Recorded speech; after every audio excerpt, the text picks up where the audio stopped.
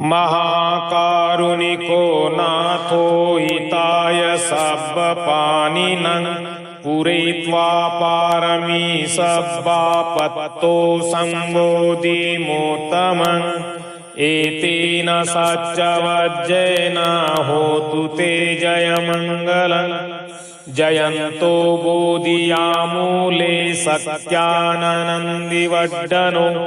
एवं क्रियं जयो होतु जयस्सु जयमङ्गलं